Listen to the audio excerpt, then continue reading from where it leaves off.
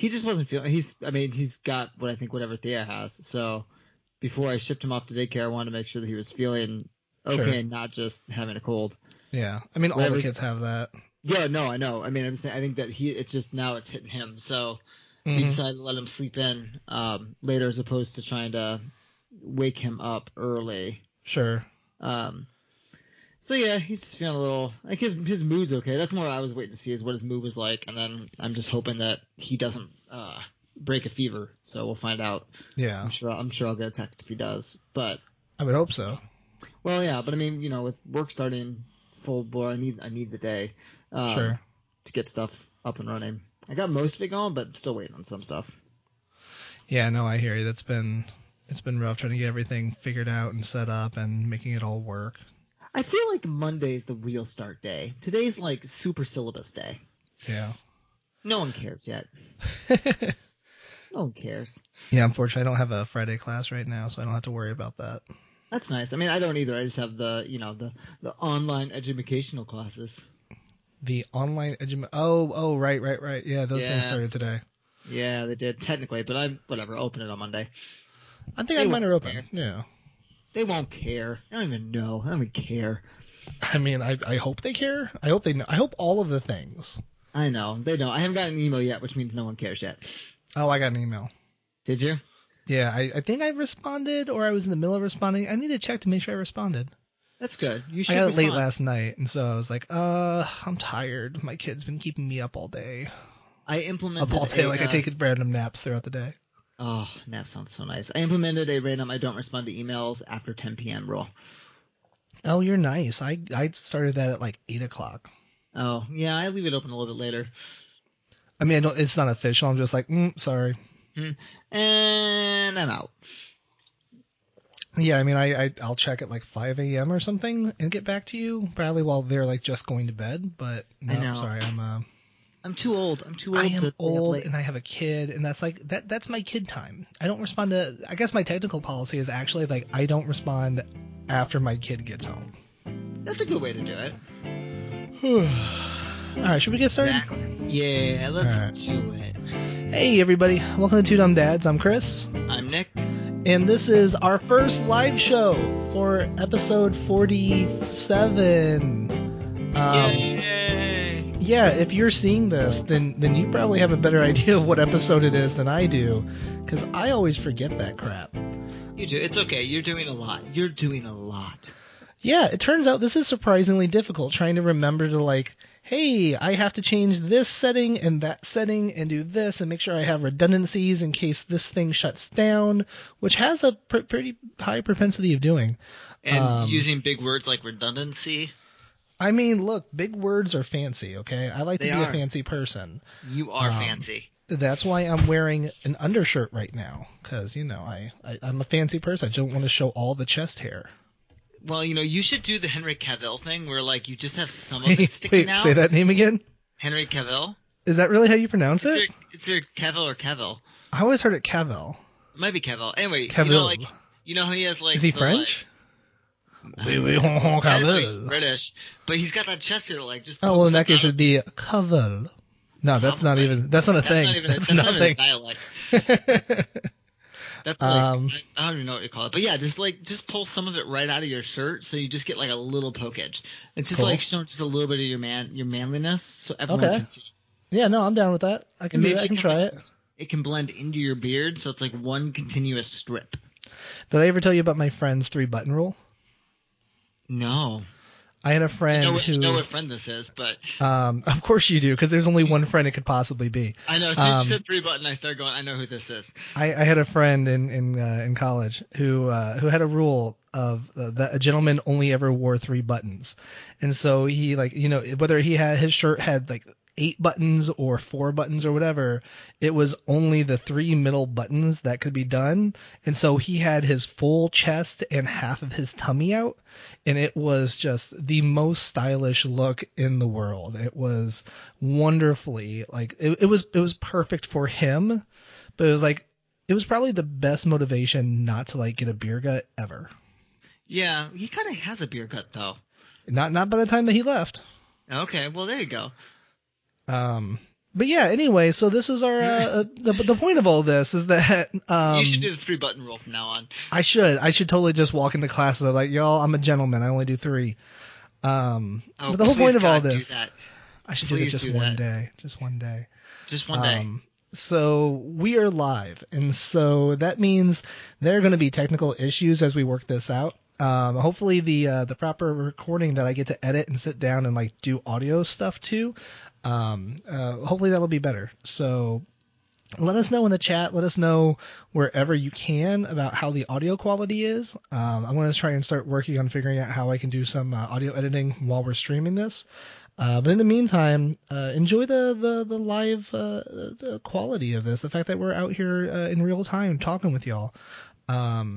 Cool. So that being said, it's time to dive into the regular episode. Did I ever even say the episode 47 for January 25th? You did. You did say the episode. Yeah. See, this is the stuff I would normally cut if we weren't live. Exactly. But you know, it adds character and stuff and things. Yeah. No, this is us. We screw up. Yeah. So that being said, let's dive into the episode. Let's go into the adventures in dadding.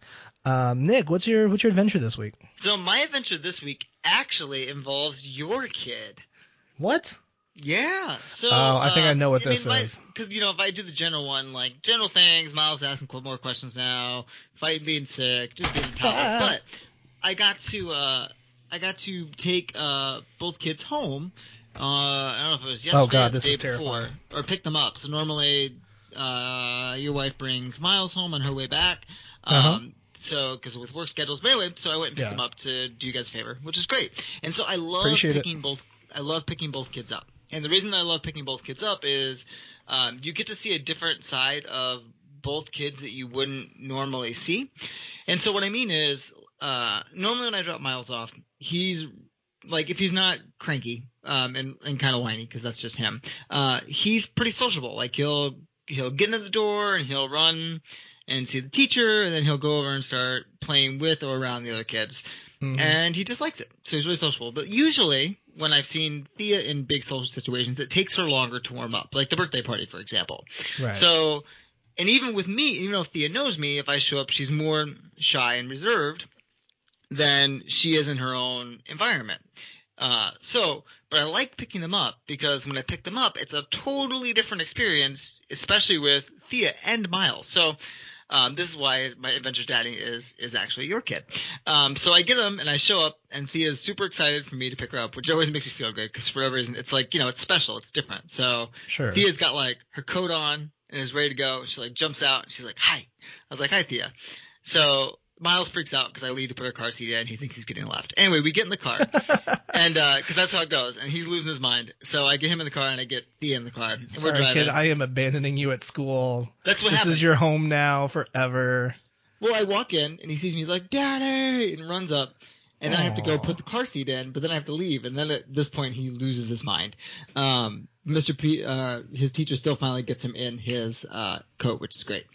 Anyway, so we're in the car, and it was a fun thing because you've talked about this on the show, but I haven't actually really gotten to experience it. And so we're driving, and Thea's like asking me questions. And some of it I understand, some of it I'm just like, you just say yes to be positive. And that's exactly what you're saying there. Yeah, sure. When you're like, I have no idea what you're saying, but I kind of get it. But then she starts asking why.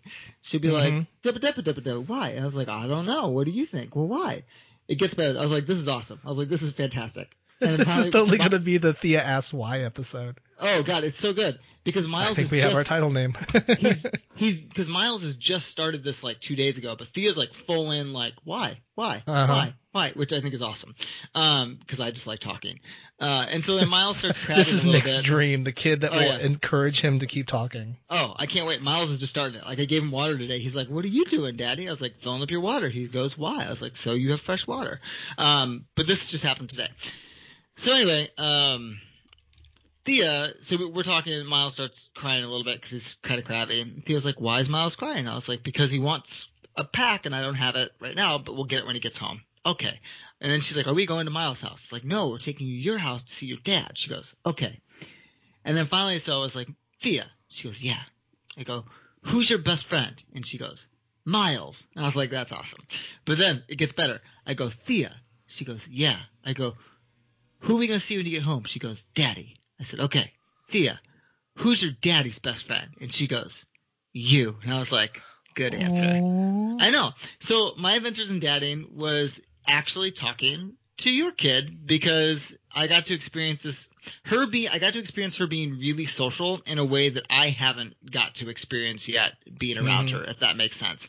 And it was really fun to drive home and have like a conversation with her, because that's the first time I've gotten to really do that. And it was really cool to watch her be able to ask questions, whether I could understand all of them or not, be able to ask questions and then continue the question, right? Because that's something that Miles is just starting to do. So I hadn't experienced as grown up with that little kid yet. And I just thought it was really fucking cool. But I also thought it was cool how she could make connections, like, who's your friend? Oh, Miles is your friend, which I know you guys have said.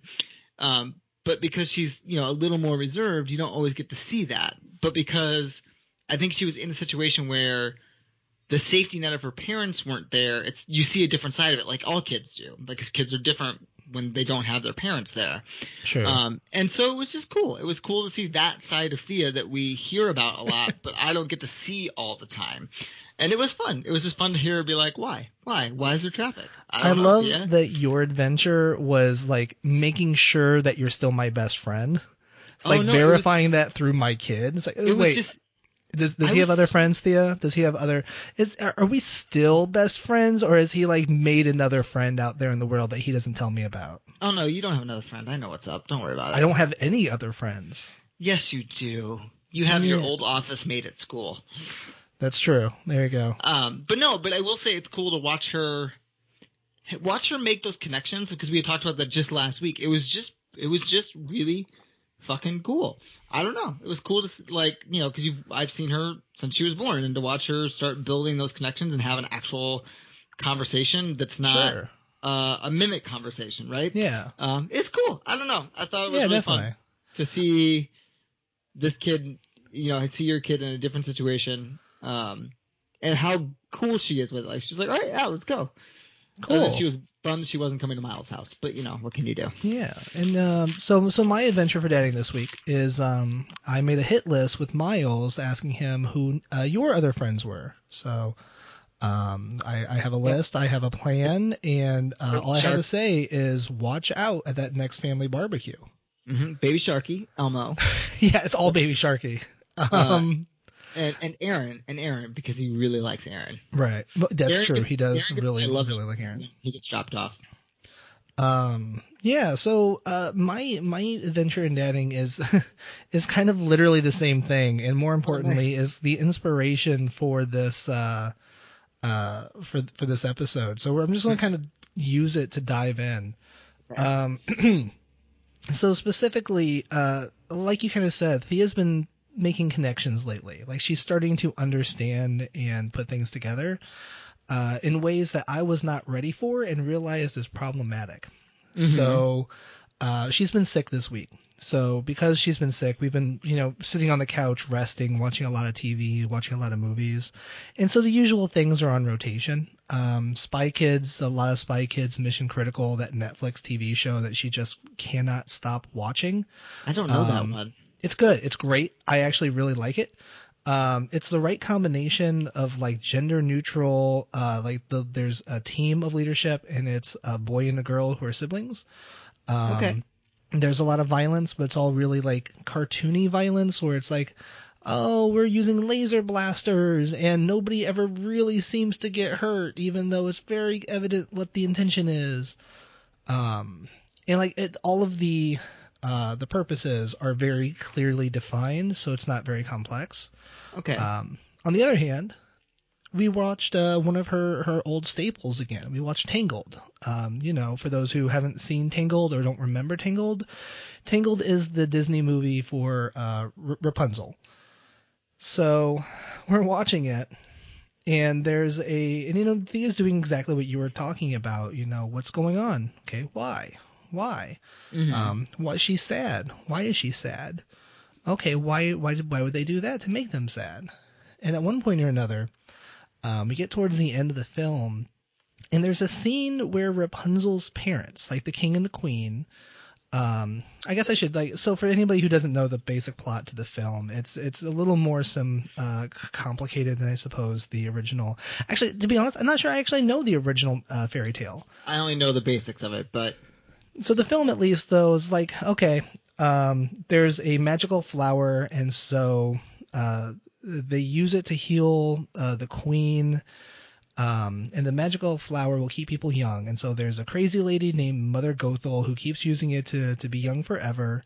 And when the kingdom steals the flower or uses the flower to heal the queen, it imbues her daughter with magical hair that can heal people and keep them young forever, so long as it's never cut. So when Mother Gothel goes to try and steal a little piece of the hair, finds out that if you cut it, it doesn't work anymore. She has to kidnap the little girl, and the little girl is of course put in the tower. Rapunzel has long hair, yada yada yada yada. And the story unfolds. Yeah, exactly. And then it's just a fairy tale with usual Disney trappings of boy finds girl, blah blah blah blah blah. Yeah. But the important part of the story is that there's a moment in the film where like the king and queen release lanterns every year on the girl's birthday to help her find her way home. Oh. And so Rapunzel wants to go see them, and so the movie shows you how sad the king and queen are as they're preparing to release the lanterns. Yeah. And I wasn't ready for this moment yet, because Thea asked me, "Oh, they're sad." Oh yeah, he is sad. Why is he sad? Well, because he doesn't have his daughter here. Why? Well, his daughter was kidnapped. Why? Well, because Mother Gothel took her. Why? And it's like just going down this rabbit hole of like this terrifying thing that's kind of every child's worst nightmare of like you're getting taken away from your parents and you never get to see them again. And so usually I was just like, okay, I tell her this and she's like, whatever. I don't really get it. Unfortunately, she kind of started to get it. And so every time like we were in a scene now, she was just like, oh, why was he sad? Like she kept harping on it. Why was he sad? Why was he sad? Is he sad? Why is he sad? And so I was like, oh no, she understands what's happening in this movie now, and this is really bothering her. Mm-hmm. And so Erin comes home like right at the end, and of course when Erin gets home, she wants to talk. I'm like, nope, Erin, we have to see the end of this film because Thea needs to see that she gets to be with mom and dad again, and that they get to be happy. So I literally like look at Erin like, you don't get to talk for the next 15 minutes. And so we watch the rest of the movie. Yeah. But so that brings us to our conversation for the day. And that is, how do you talk about these movies with kids? Because let's face it, Tangled, this Rapunzel story is a Disney movie aimed exactly at this targeted area or this targeted age. And like, that is a weird thing. Like, how do you talk about that with a kid without giving them nightmares for the rest of their lives? Well, I mean, my answer. So let me tee this up for you. Before I sound like a super douche. Oh, well, that's okay. I'm really going to tee this up for you then. Yeah. All right. So Nick, you have a son who is absolutely fearless and wonderful and courageous. How do you make sure that this kid grows up to be an upstanding citizen while watching the movies that he watches? Well, yeah. Big question. Well, first of all, be a super douche now, huh? Well, I'm trying to. This was not where I was going to go with this. Okay, well, so the movies he watches right now are Lion King, Monsters Inc., The Grinch Stole Christmas, and Land Before Time 14. So I feel pretty good about his viewing experience and the lessons he's learning from each of those movies. Are you though? Well, yeah. I mean, okay. So let's break them down. So The Grinch Stole Christmas. Yeah, let's use The Grinch Who Stole Christmas as an example, because I think that's a nice, ubiquitous show. Okay, so at the given moment, Are you watching the original or the new one of the new ones? Oh, the original. Okay, good. The 15-minute one. Okay. You're just watching that on the loop. Yes. Yeah. He puts it on. He watches it. He goes, watch the Grinch, and then it gets over. And he goes, watch the Grinch again. Okay, Miles. But it's nice because then at night you can be like, all right, watch it one more time. And you have to go to bed. All right. So first of all, he's not asking me any weird questions about the Grinch. He's only asked one question about one movie, and it's when Mufasa dies in The Lion King. That was a moment. But I think you use movies like you do anything. You use them – they're storytelling. So you use them – especially if it's a movie with a lesson – to teach said lesson. So I could be wrong about the point of the Grinch, but you love Christmas, so please correct me if I'm wrong. I will. Don't worry. Is that you have this Grinch – I was going to say person, but I guess he's not a person. He's a who, or a messed up who hates Christmas and wants nothing to do with it and is jealous – that all of these people love Christmas, and through jealousy, he drives them to do bad things, which hurts people. But in the end, he sees that the spirit of Christmas, the spirit of doing good, is more powerful than all the stuff, and that changes his heart. So it shows that through goodness you can change. That change is possible. That no matter how bad you may have seemed or what you've done wrong, that you can be forgiven and you can change. And that's a really good lesson. Or, if you watch Lion King's it's Hamlet, but it's a prodigal son, that you can go home, that mistakes can be forgiven, that you can still be who you're meant to be. I mean, that's why we watch movies, isn't it? It's for storytelling. I don't really worry about him watching movies and then not growing up to be a good person. I don't know. So, that's not how I view movies. No, I'm not talking about like becoming a terrible person. And I like that. I guess that is technically how I actually did too. Yeah, that's why I was like. That was meant as a joke. Okay, I was trying to answer the question that you asked me. So let's continue using the Grinch for a minute. Okay. So let's go down the rabbit hole. How far do you take this? Because that's an easy, simple lesson to teach when you're describing it all at once.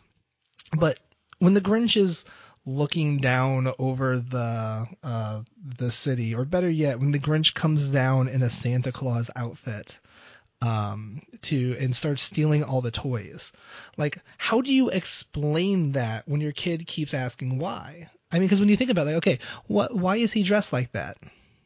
So he's dressed like that because people trust Santa Claus, and he's trying to fool the people into thinking that he is a good person, and he's not right now. Why? Because he's taking everybody's things, and you shouldn't take things that don't belong to you. Why? Because they might be important to somebody, and that could make them really sad if you take something that's important to them. But why is he stealing those? Because he is a very sad person, and he wants other people to be sad because he thinks it will make him feel better. Why? Because sometimes people do things when they're upset or sad or lonely that hurt other people, even though it's not really going to make them feel better, and that's not the right way to do things. So at some point, though, these questions get down to like the very root of existence, right? Like, why is a person bad? Yeah. And I guess the real question here is, how far do you explain things to kids? Like, how honest are you actually? Because what I found that I've been doing, and I'm thinking maybe this isn't the best thing in the world, is that like I go further than they actually want me to go.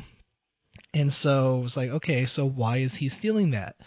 Well, he's not a good person right now, and he's very hurt and sad and lonely, and subsequently, sad people sometimes make bad choices. Why? Well, because deep down inside, he wants them to hurt the way he hurts. Why? Well, because sometimes when you're alone, you want somebody else to be with you, and the only way he can make them feel like he's with them is to make them feel as bad as he is. Like, I don't know, like how much of that is necessary or beneficial?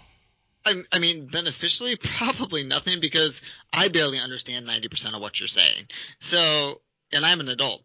I guess my point is, I think you explain it to whatever – it's the adoption explanation. So my parents did that with me being adopted, right? They explained it in full on, like fucking just laid it out there. And me being a little kid was like, eventually it was just kind of like, okay.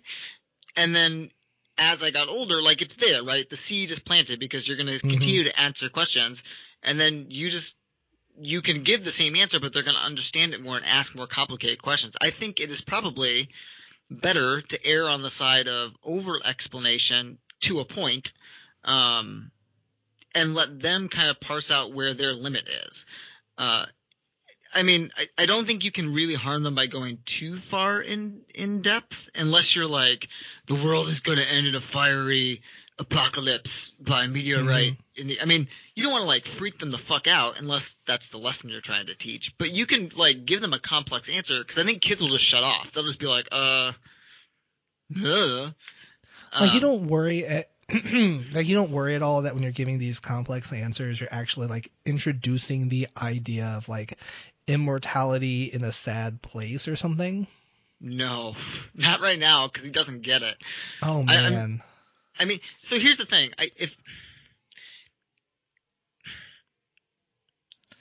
There's a level at which like I am probably going to be, like the whole thing where you're either too early or too late, and it depends on what side you're going to be on in that. Sure. I'm probably going to be on the too late side of knowing exactly how in depth he's understanding something, because that's just kind of where I default. Like, I'm not going to worry about, like, did I just introduce too much to my kid?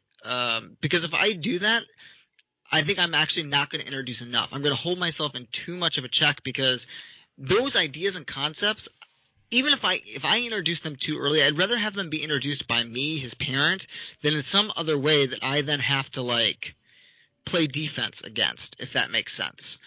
Which is kind of why I like movies. Like, I'd rather him experience and ask questions about death because Mufasa dies in The Lion King, and explain, well, like, people die and what that means, even if that kind of freaks him out a little bit, because better he has some understanding via that than maybe like the real life example. Like that concept is already put in place, which is what Sarah and I kind of realized when he asked, like, is Daddy Lion sleeping? Well, no, Daddy Lion is dead. And Miles just kind of like, okay, and didn't really understand what that meant, but you're planting the seed to eventually talk about it, so that when they do get to that why phase, you can talk about it. And I do think kids just kind of shut off when they don't care or don't understand anymore. An example of this, I think, because we both listened to this parenting podcast. One of the hosts of this podcast was talking about watching Raiders of the Lost Ark with their kids. Did you listen to that episode? I have, yes. Okay. 'Cause I've thought about this too. So right, and so did I. And I was like, but that person brought up a really good point. They said, they tried to explain all the problems with Raiders of the Lost Ark, and they basically, like, the kids were like, all right, whatever, this is cool. And I think that's kind of how it is, right? They're like, okay, great. I don't give a fuck, like Indiana Jones.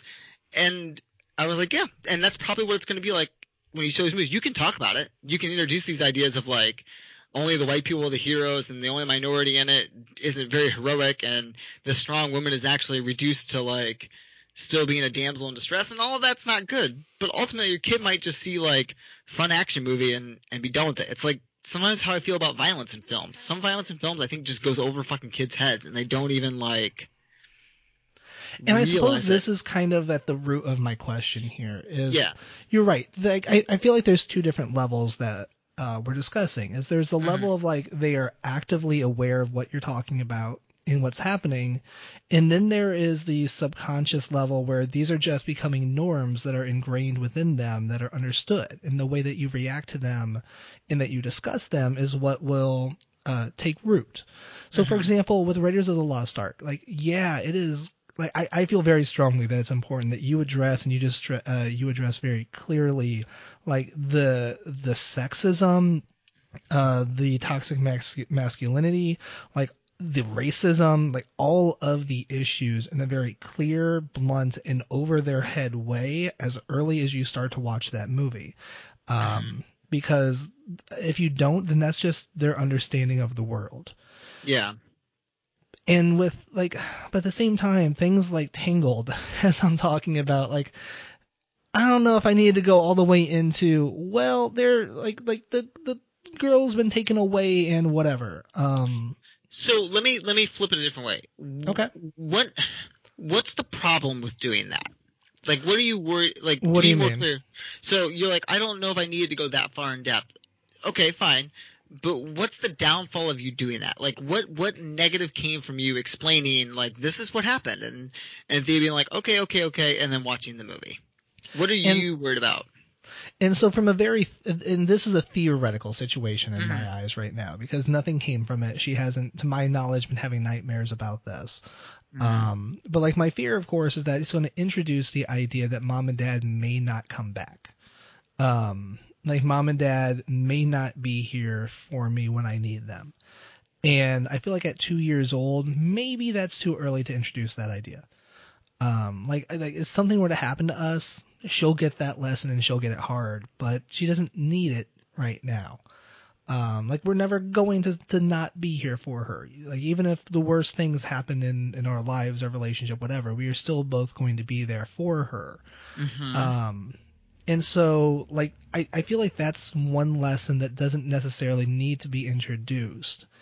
Um, and so I guess that's the thing that I'm afraid of with how I explain things like that. Okay, like, so here's the thing. I get what you're saying, and I understand, like, that fear, but in the same token, you can explain both of those things, right? You can say, well, here's what happened, and you can say sometimes bad things happen, but know that your mom and your dad will always do their best to always you can give that truth, but also reassure, because at this age, I think you can say, but we'll always be here for you. We love you. We will always love you. Because even if something happens to you, the idea of love, like your kid Hmm. understands that at this age, right? You Yeah, can say yeah, definitely. you know what I mean? So yes, sometimes like her something happened to her mom and dad, but that doesn't mean that they don't love her and miss her. And we love you, and we will always take care of you, because that you can expand upon. So even if she was like, well, what if something happens to me? You can say, well, if in a very unlikely event that something happens to your mom or I, like, we've made sure that there's someone, these are the people who will take care of you and love you. You can keep giving them extra reassurances, um, Hmm. and still give them truth. Like, that's what's great about being a parent, right? So like with Miles, well, what if something happens to us? Well, you know, that probably won't happen, but if it does, you have Uncle Chris and Aunt Erin and Uncle Clint and Aunt Maggie and your mom, and your Oma and your Opa and your grandma and your grandpap. Like, you have all these people who love you, that even if for some reason we can't be there, which would be sad, you have all these people who would still love you and that you know and you love, right? Yeah. Okay. And like, yes, that you might plant that seed, but like that seed's going to be planted, and it's how you deal with it. I think you can both use it as a reassurance moment and also this life moment that you are giving her. I think you can do both, because I think if we constantly worry about what's going to scare our kid, or what's going to affect our kid, or what's going to like give them a complex isn't the right word. I'm using the wrong word. Then we're going to get paralyzed by this a lot, and we miss the Hmm. opportunities to teach. That's just how I look at it, I guess. I understand your fear. Like, I'm totally not trying to disregard it. I totally get what you mean. Sure. But I think there's the other side of it too. How do you explain that, but then buffer it so it makes it safe and okay, and build that safety net for them? Yeah, and that makes perfect sense. It really does. Um, I watch your I wife don't do know. that. That's how I know. It's true though. But watch her talk to Thea, or one of the kids. When she answers a complex question, but then can cushion it, because that's what you get to do with kids. You have to like Oh yeah, no, put I that net. definitely I watch, I take notes. I have a Yeah. journal that I am like, okay, so The this Miss is the the Miss moment when Aaron I'm journal. supposed to. Okay, so how many minutes is she supposed to be in timeout when she goes into timeout? Wait, 1 minute per year? Okay, and Yes. what's the verbiage I'm supposed to use? Oh, this isn't supposed to be a bad thing. I'm not supposed to make a timeout a bad thing, but it only happens when she's being bad. So I'm pretty sure she's gonna. Okay, no, it's not supposed to be a bad thing. No, Break. Taking a break. You just need a little break. You need a little time. You need a little time. um. I actually think you're doing the right thing. I really do. I think by going too far in depth in that way, I honestly think that's the right parenting thing to do. And it's using movies, I think, in the right, or games or whatever other medium, in the way that they're meant to be used. Sure. And that has been my philosophy thus far. Is like I definitely explain more to her than I think she's ready for and that she needs to know, which is probably why I'm going to have the kid that teaches all the other kids about penis and vagina and who knows what else. And I don't know. I'm trying to find other like things that are supposed to be taboo topics, but either way, yeah. So I think it's going pretty well so far. I think we're That's good.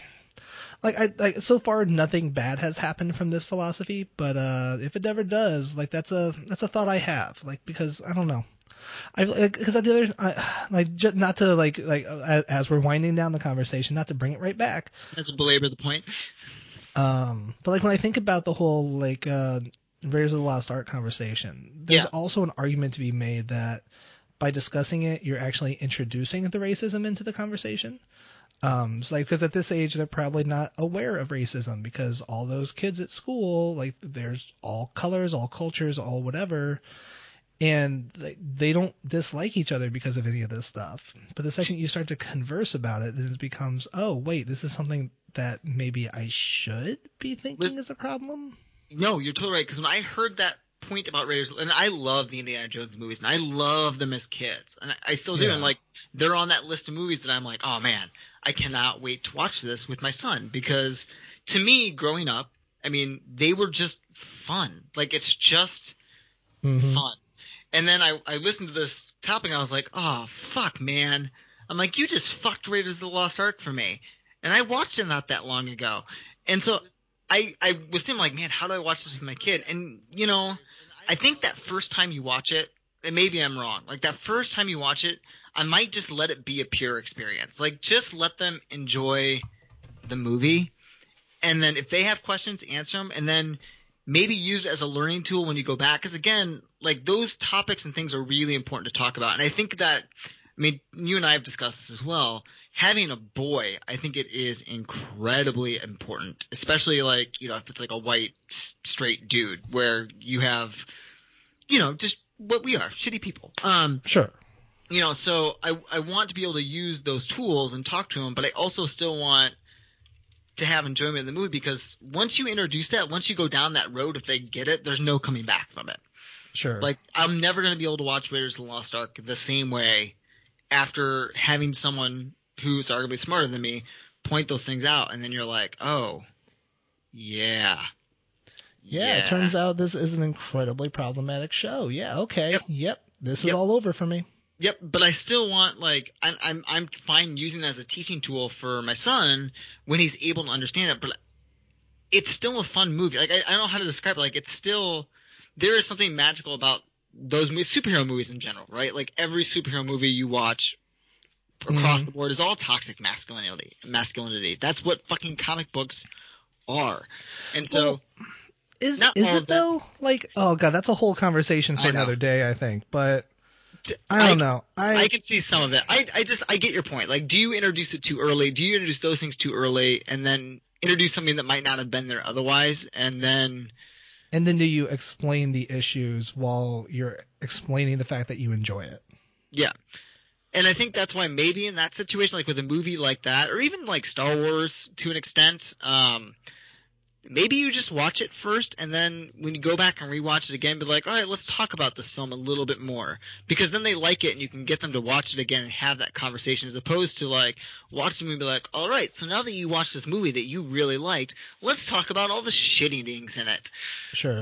I guess maybe because movies are so important to me, I kind of would fall on the point of like, watch it, answer any questions they have off the bat, and then when you go back to rewatch it, maybe have that longer conversation when they can have understanding. Or if they ask you a question about race or about like why is things this way, be like, you know what, let's go back and watch Indiana Jones, and then we can talk about it, and what did you see? You know what I mean? Like, then you have the in. You'd be like, you remember that movie we watched you like? Let's go back and rewatch it and talk about like why this is problematic, or why like Princess Leia might be problematic in Star Wars at points, right? Like, sure.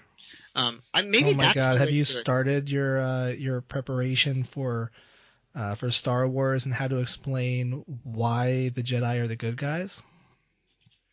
No, I haven't. I did think about the shoot first thing on the beginning of episode 4. Like that, I've pretty much worked out in my head, but I have not worked out the Jedi being the good guy thing.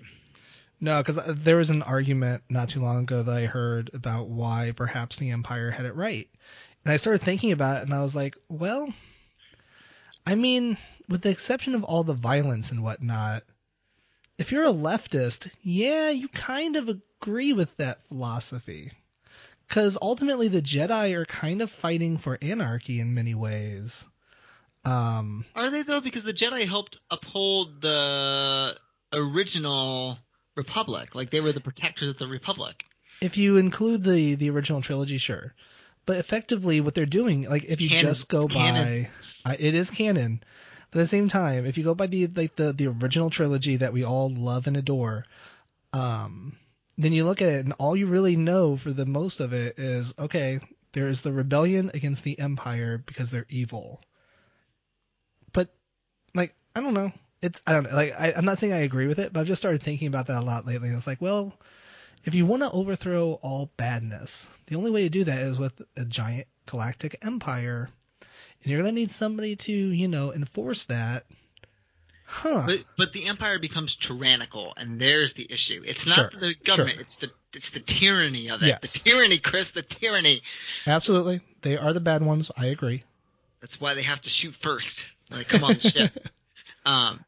It's funny. I think that a lot of conversations we're going to have as movies become more – because we both watch them a lot. As our kids ask more questions about movies, I think are going to come up more and more. And it's definitely – I never thought it would really change how I watch movies, but it's starting to. Like how you view a movie and how you decide what your kid's ready for or not ready for is definitely starting to come to my forefront more and more as he actually, wants to watch movies. But I think it's cool. I don't know. I think it's good ways to teach lessons and have these conversations. Yeah, definitely. All right. We've been talking about this for a while, so we should probably start moving into some of our other stuff. And it appears that we have some emails this week. Really? We do. Or at least we have correspondence. Maybe that's what we need to start changing this to, is correspondence. Correspondence? Okay. So I'm going to go ahead and start off with, have you been able to find the document? No, I did not open the document. Did not open on my phone. I really wanted you to read one of these. All right. I'm going to go ahead and read the email from Tom in Illinois. Okay. All right. Hey guys, I feel I owe you an apology since it was a little unclear where exactly I was directing my angst following the Star Wars holiday episode. The producer garbage comment was directed at Starship's producer for not burying that track. Starship being Starship. What the hell's the name of that band? Starship, Jettison, Jettison. I found the email, by the way. Jackson Starship? Jefferson Starship. Jefferson Starship. I knew it was a J. Anyway, for not burying that track, or really anything they've done outside of Jane before they left the studio. I have absolutely nothing against the producers of Two Dumb Dads. I love you both and anxiously await every new episode. That having been said, I'm still a little salty that Nick thinks I'm a Starship fan. I'd like to reiterate my suggestion from Facebook post that Nick listen to 80s metal albums for your next special, and I would be more than happy to curate the list. Let me know your thoughts. Keep up the good work, Tom. Let me answer Tom on this 80s question. There's no fucking way I'm ever going to subject myself to a marathon of 80s hair bands unless we do some kind of charity and earn a certain amount of money for charity. Then I'll do it. Tom. Hey, I to me that sounds like a promise to listen to 80s hair band music live on the air for charity. Yeah. So hit us up. Here you go, Tom from Illinois. You pick a really good charity, and we'll set a thing, and if we reach it, I will listen to whatever list of music you want to curate, and Chris and I will talk about it on air. All right. Wait. Why did I get dragged into this? There's nothing in this that says I have to be a part of it. It's Two Dumb Dads, and so we have to do it together. So anyway, I don't like this. There you go, Tom. There you go. I don't like it. Do you want me to read the next email because I have it pulled up? Yeah, please. Okay. So this is from Mike. The title is White Christmas Holiday Inn episode. Oh, my favorite. I forget what I dubbed it.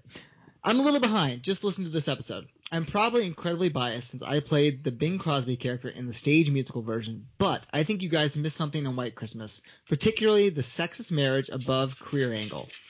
Before we even met the ladies in the movie, Phil, Danny Kaye, is talking to Bob Crosby in the dressing room about settling down with someone and getting married. Judy, Vera Ellen, wants Betty, Rosemary Clooney, to meet someone as well, and she assumes Betty is just being an overprotective older sister and doesn't want to get into a serious relationship because it might break up the sister act and leave Judy behind / alone. That's why she fakes the engagement with Phil. I never saw this particular plot point as a sexist thing, just a classical single people should date thing, which I guess you could argue is problematic, but obviously still a trope in use today. I don't really remember the idea of their careers being over once they were dating / married, but maybe I've forgotten that. Also, Chris is right. The movie is funny. While watching it this holiday season, I lamented that we don't have a ton of movies these days with quick back and forth that this kind of movie had. Anyone want a collabo on a throwback song and dance movie script? Oh, collaborate. Got it. Anyone want to collaborate on a throwback song and dance movie script? Phil, my dear partner, when what's left of you gets around to what's left to be gotten won't be worth getting. Whatever it is you've got left, when I figure out what that means, I'll come up with a crushing reply. I'm very glad I won't have to hear Nick say, there it is, waspy Christmas again for a while. Smiley face. Yeah. Thank you. I appreciate you to no end. That is by far the best comment we've gotten on Facebook. I just want to thank you, Mike. You are my own personal favorite listener now, especially because you don't ever want to hear Nick say Waspy Christmas. Oh, you mean Waspy Christmas, like those 2 movies we watched? Oh, God, I hate you. I hate you so much. So, I think I told you when we did that episode, though, just to address this email, that I did actually enjoy White Christmas when it was all said and done. Like, that of the 2, I was like, okay, I get why this is enjoyable. It's not, like, my favorite Christmas movie in the world, but, like, I get it. The music's good. It made me laugh. The one actor I really liked that's not Bing Crosby. I do like Bing Crosby. I like the other guy a lot. I was gonna say, yeah, no, this is an amazing movie. You can't disparage this movie. It's a wonderful. No, it's not, I mean, there's problematic and everything. So hold on, I want to take a look at this whole argument that that Mike's making with the whole conversation not being a sexist trope or whatever. The one thing I would say, and I completely agree with Mike, and I really appreciate the comment, is that this is absolutely still very much a trope that is used today. You see it all over the place. You see it routinely used. And while I would argue that it's also true in reality, I know a lot of women who are constantly pressured to put their a family in front of using furthering their careers and whatnot. And so I don't think that's necessarily a dated trope or anything either. What I will say is that both the trope and the reality are incredibly sexist. I think it's problematic and something that the film seems to endorse, whereas I think increasingly today, when you see this trope, the commentary around it is that it's pointing out the ridiculousness. It's not encouraging it or supporting it.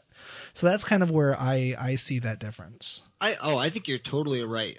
Again, we could get into the whole society. Like, it's definitely still society that way. I mean, a great example would be when I talk to, like, my students, right, and we're having conversations, be like, oh yeah, my wife makes way more than me, which she does because she's baller at her job. Mm-hmm. And you can still see some students be like, wait, huh? What? Like, their mind, like, you just see it, like, their brain just kind of, like, fries a little bit. Sure. Because it still goes against norms, and I think we're just starting to push against that in popular TV and film. I think that's still relatively new. I mean, within, like, our viewing lifetime. You know what I mean?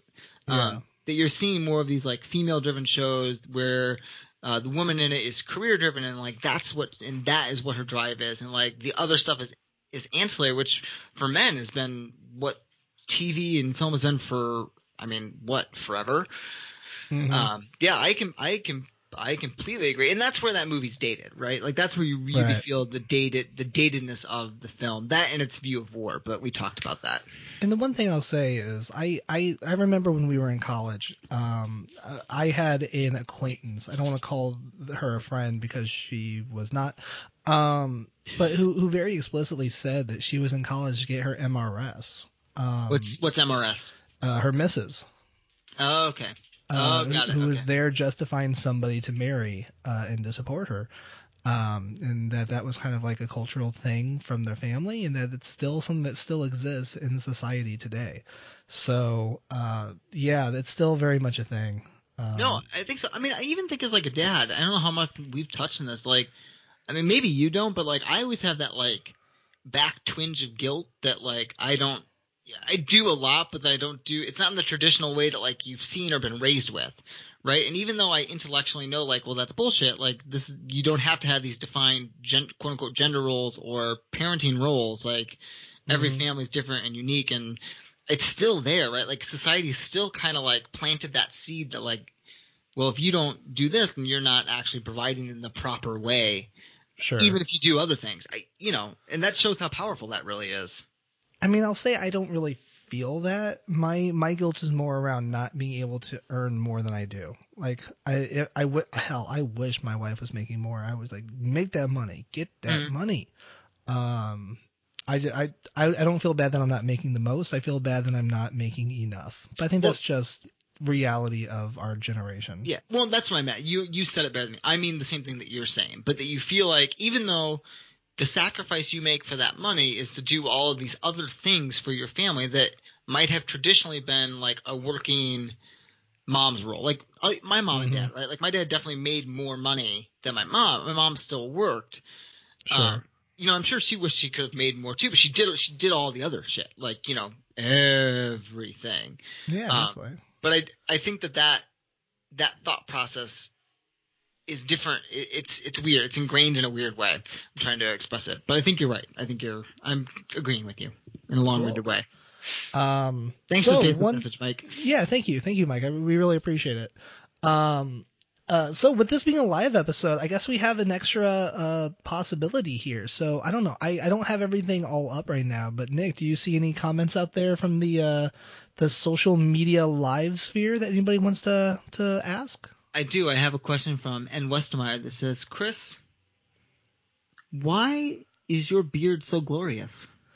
Well, I'm sorry we don't have time to answer that one this week. Okay. I actually do want to take this one because I have a very detailed answer. Number one, beard oil. Beard oil is vital. Get that stuff, massage it into the beard area skin. That'll help it stay nice and soft, nice and silky. Make sure to comb it regularly. Also, this is the hard thing. Learn to do the like the under chin. You have to there's a shaping in the back of the beard that's important, where you have to kind of like curve it up towards the back of your neck, and that way when you're looking down, it doesn't just like become like this huge bushy mound, and it really helps add to the shape. And that way when you're looking at it from the side, it's like, oh, it's not just like this neck beard thing that goes straight down from your from under your head. It looks like a proper beard. It looks manicured. It does. It's a very difficult thing to pull off. I mean, listen, I had a beard and then I went to trim it and I trimmed too much of it off, so I'm back to scruff again. Oh, that's called shaving. No, because there's still some there. Listen, I've never really had a beard before, and I went to try to shape it and trim it a little bit because it was getting a little unruly in parts, and it ended up just kind of coming off. I failed. It's okay. It it's a difficult thing sometimes. Can I tell you how cold my face was the next day? I imagine idea. Freezing. I had no idea how much warmth that beard was providing my face. And mine's a shitty beard. I can't imagine what yours does. Now just imagine that in the summer. Oh, yeah. That's gross. So if you want to reach out to us, you can reach us at emails at twodumbdads. If you can, you have any questions, comments, please let us know how the audio quality is coming through on the some of the live versions. I'm seeing comments from somebody that says that, at least on Facebook Live, that only one of the mics is working or was working. So I don't know if that's something that was going on before or now or what's going on. But either way, let me know. Let me know how it's working, and we'll see if we can't keep working to get this perfect for you. Yeah, so I just saw that too. So again, that's emails at 2dumbdads. That's the number 2dumbdads.com. And of course you can post Facebook comments and all that good stuff, and we'll be sure to read them out for you. But that being said, that brings us to the part of the show that we call recommendations. This is where we make a recommendation for you about something. I'll go ahead and go first because I know what Nick's is, and I feel like I really want to find out more about it. And so mine will be nice and quick, and his I'm going to make him discuss at length. So my recommendation for this week is a book. It's a wonderful book. It's a really lovely book with terrific art. It's called Pandora by Victoria Turnbull. It is a beautiful story about a little fox girl who I'm basically going to read you the story now. A little fox girl who lives alone in like a basically a garbage dump, until a little birdie comes and gets hurt there. It's a beautiful story that is the most heartbreakingly sad thing I've ever read. Did you explain it to Thea? I did. So listen, sometimes, Thea, when the world ends... Oh, no, I went deep. I was like, well, you see, Thea, I think this is actually kind of a metaphor for depression. And you see, as the little fox girl is laying in bed, sad and alone, what's happening is that the world is growing. Oh, no, I went deep into this. And you went deep. Oh, yeah, no, I was like, well, philosophically, if you look at Carl Jung, then... It was a great story, though. It's a great story. It's really fun. No, it's not fun. It's actually horribly depressing and sad, but it's a really good story. The art's wonderful, and I think it ends on a really nice note. So I'm going to encourage you to check out Pandora by Victoria Turnbull, and that's my recommendation. Awesome. So my recommendation for this week is Spider-Man Into the Spider-Verse. Okay. It's fucking amazing. It is. I'm gonna go out on a limb. I think it might be the best superhero / comic book movie that I have ever seen. Better than the first Superman movie, which is still my favorite. All right, so this is first off, I don't know how you went to go see this. I don't know how you found the time, but that being said, you clearly did find the time. And what I want to know, I had one day off where I didn't have to teach, and I went. Oh, that's helpful. That would be good.